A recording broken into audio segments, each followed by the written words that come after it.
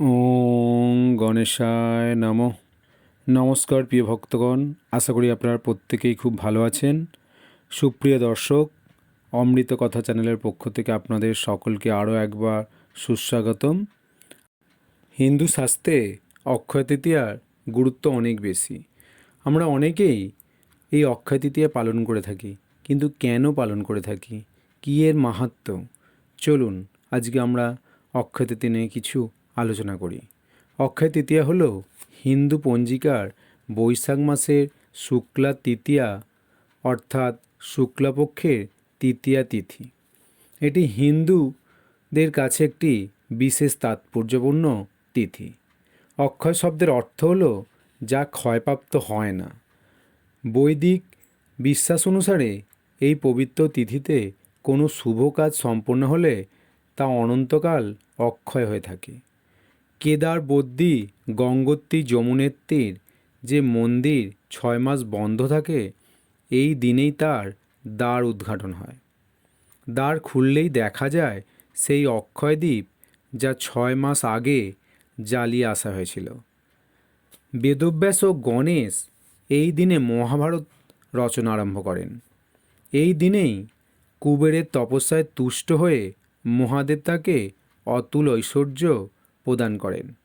কুবেরের এই দিন লক্ষ্মী লাভ হয়েছিল বলে এই দিন বৈভব লক্ষ্মীরও পুজো করা হয়। এই দিনই রাজা ভগীরথ গঙ্গা দেবীকে মর্তে নিয়ে এসেছিলেন। এই দিনেই সত্যযুগ শেষ হয়ে ত্রেতা যুগের সূচনা হয়। এই তিথিতে পুরীধামে জগন্নাথ দেবের রথযাত্রা উপলক্ষে রথ নির্মাণ শুরু হয়। এই শুভ দিনে বিষ্ণুর ষষ্ঠ অবতার পরশুরাম জন্ম নিয়েছিলেন। এই জন্য এই দিনটি পরশুরাম জয়ন্তী হিসাবেও পালন করা হয়। অক্ষয় তৃতীয়ার দিন দ্রৌপদী উদ্ধার হয়েছিলেন। অক্ষয় তৃতীয়ার দিন দ্রৌপদী সূর্যদেবের কাছ থেকে অক্ষয়পাত্র পেয়েছিলেন। অক্ষয় তৃতীয়ার দিন সমুদ্র মন্থন হয়েছিল।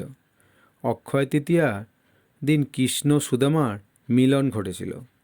অক্ষয় তৃতীয়ার দিন নরনারায়ণ ঋষির আবির্ভাব হয়েছিল। এই অক্ষয় তৃতীয়ার সর্বসৌভাগ্য প্রদায়িনী। এই অক্ষয় তৃতীয়ার দিন কোনো ভক্ত যদি কিছু দান করেন তাহলে সে অক্ষয় ফল লাভ করবেন। ভগবান বিষ্ণুর অত্যন্ত প্রিয় তিথি এই অক্ষয় তৃতীয়া।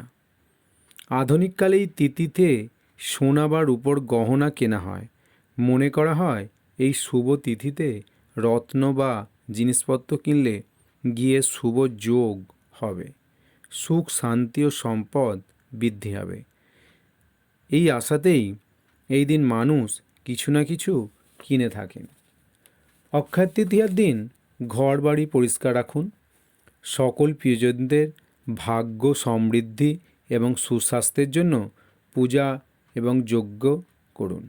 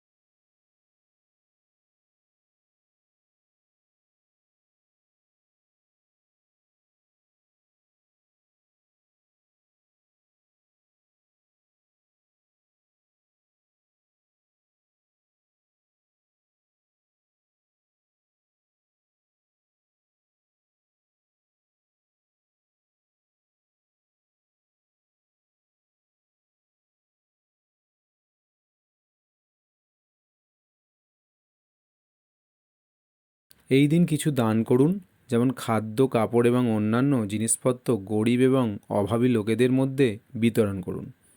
বাড়িতে মা লক্ষ্মী, গণেশ ও বিষ্ণুর পূজা করুন। ধূপ এবং ঘি এর প্রদীপ জ্বালতে হবে এবং মূর্তিগুলো একটি হলুদ আসনে প্রতিষ্ঠা করতে হবে। বাড়িতে বিষ্ণুর মূর্তিকে গঙ্গা জলে স্নান করান এবং তুলসী ও হলুদ ফুলের মালা বা শুধু হলুদ ফুল দিয়ে পূজা করুন। অবশ্যই তুলসী গাছে জল দিতে ভুলবেন না এবং সবশেষে অবশ্যই আরতি করুন। যদি আমার চ্যানেলটিকে আপনাদের ভালো লেগে থাকে অবশ্যই সাবস্ক্রাইব করবেন, কমেন্ট বক্সে ওম গণেশায় নমঃ লিখবেন। ভালো থাকবেন, সুস্থ থাকবেন। নমস্কার।